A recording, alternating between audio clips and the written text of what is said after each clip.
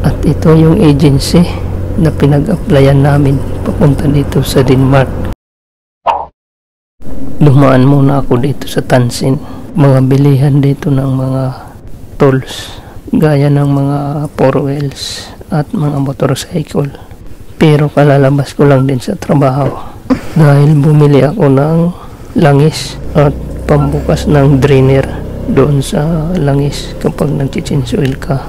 Dahil mula nung pagkabili ko nito, hindi ko pa na-change oil. Pero second hand lang to nang nabili ko.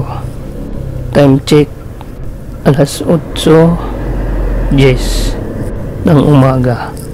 Pero grabe no, yung sikat ng araw. Kala mo tanghaling tapat na. Pero umaga pa lang yan. Dahil nga officially summer na. Kaya maganda na yung paligid. Tingnan kung mapapansin nyo sa video. Dito kasi sa Europe or kahit sa bansa na nagkakaroon ng winter season, mayroon dito time adjustment kapag summer at winter.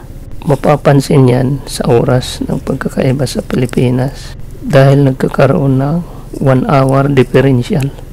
Kapag summer kasi nag-a-adjust yung oras ng 1 oras sa Pilipinas. Kapag naman ay winter, nagkakaroon ng plus ng 1 hour sa oras ng Pilipinas. Kaya pag summer dito sa Europe, 6 hours ang diferensya sa oras ng Pilipinas. Pag winter naman ay nagiging 7 hours ang diferensya sa oras ng Pilipinas. At dito ko lang din yan nalaman nung nandito na ako. Nung nasa Pilipinas pa ako, hindi ko alam yan na mayroon palang ganun. At dahil nabanggit ko sa nakaraang kong video, ay share ko ang agency na in-applyan ko papunta rito sa Denmark. At bago yan, isi-shoutout ko muna yung dati kong katrabaho sa Bernex bago ako lumipat ng Signum at bago makarating dito sa Denmark. Shoutout sa iyo, Jeffrey Ilarmo. Maraming salamat sa lahat ng tulong mo at pagpapalakas ng loob sa akin para ipagpatuloy ang pag-apply ko papunta rito. Mabuhay ka hanggat gusto mo. At shoutout na rin kay Richard Batoktok dahil isa siya rin na tumulong sa akin kung paano ayusin ang passport ko para maging PDF. Maraming salamat sa inyo. At si Jeffrey Ilarmo lang din yung tumimbre sa amin 3 kapag may hiring sa CNC. Ang nakakalungkot lang dahil yung 2 kong kasama hindi pa nasisilik hanggang ngayon. Ako pa lang yung nakalusot. Pero okay lang dahil may mga trabaho naman sila sa Czech Republic. Ngayon sinubukan ko naman i-recommenda yung 2 kong kasama sa pag-apply dati. Ang problema, reserve na naman siya dahil may naunang nasilik. At ito yung agency na pinag-applyan namin papunta dito sa Denmark. Ito ay ang Blue Collar. At kung paano mo ito makikita, pumunta lamang kayo sa FB page at i-search nyo lang yung Erika Blue Collar.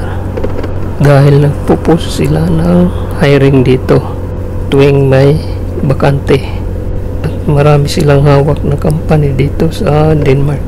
Take note, kung nagbabalak ka man mag-apply papunta dito at kasalukuyan na sa Pilipinas ka, ito ay hindi kayo i-entertainin ng agency dahil ang agency na to ay dito lang exclusive sa Denmark. Wala siyang ka-tie-up na agency sa Pilipinas. In short, walang agency na nag-hiring dyan sa Pilipinas papunta dito sa Denmark. Kaya sa mga makakapanood nito, kung meron man kayo alam na agency na nagpapunta dito sa Denmark, paki-comment lang sa comment section para malaman din ng iba na gustong makarating dito sa Denmark.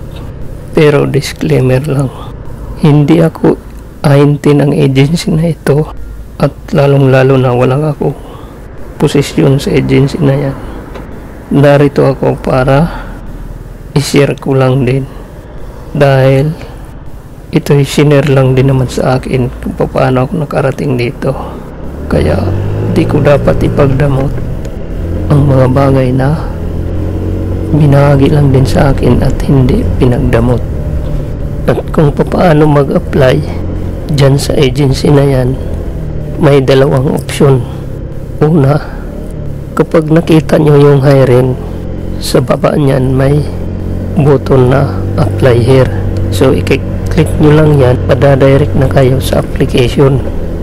Pangalawa, magpapasa kayo sa email address at mag-message kayo sa messenger ng page na yan. At kung paano nyo makikita yung email address, pumunta lamang kayo sa about ng FB page. Doon nyo makikita yung contact details nila.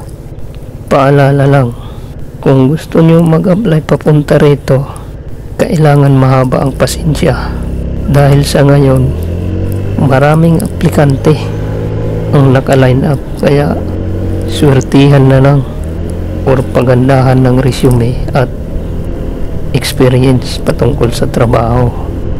At siya nga pala, ang kadalasan mga hinahiring dito, gaya ng welder, yan in demand yan dito, butcher, CNC operator, yung kasama ko blasting, tapos painter.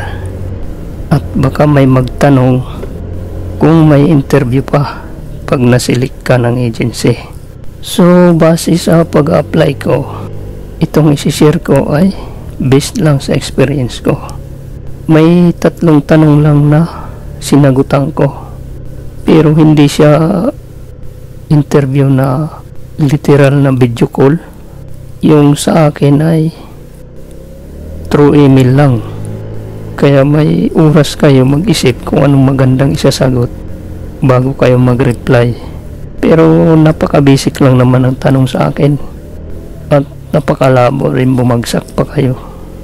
Mas mahirap pa rin yung mga interview na pinagdadaanan natin nung tayo ay galing sa Pilipinas.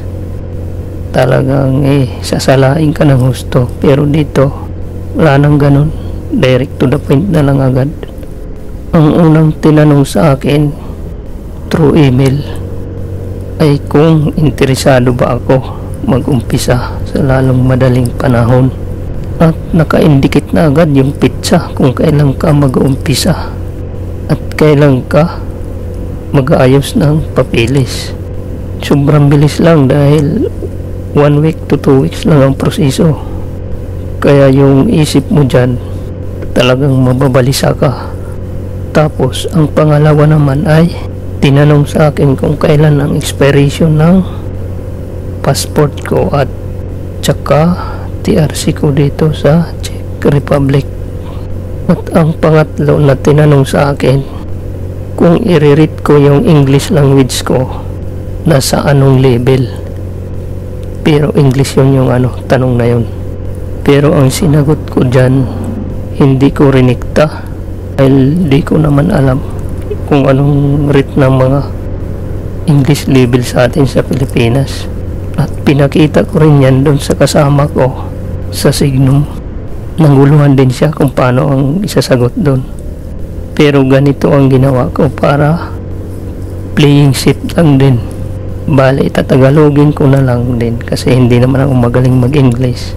Mas maigi para mas maintindihan nyo. Ang sinabi ko doon sa reply ko sa email ay 7 taon na ako sa Saudi, hindi English country, pero nakakaintindi ako ng mabuti sa English at nakakapagsalita ng English. Tapos nalipat naman ako dito sa Czech Republic, hindi rin English country, pero nakakapagsalita ako ng English at nakakaintindi rin ako ng English. Bale, yun lang din ang sagot ko, pero in English hindi Tagalog. At yun, sa susunod kong vlog ay share ko naman sa inyo kung may bayad ba sa agency papunta dito at magkano yung ginastos ko hanggang makarating dito sa Denmark.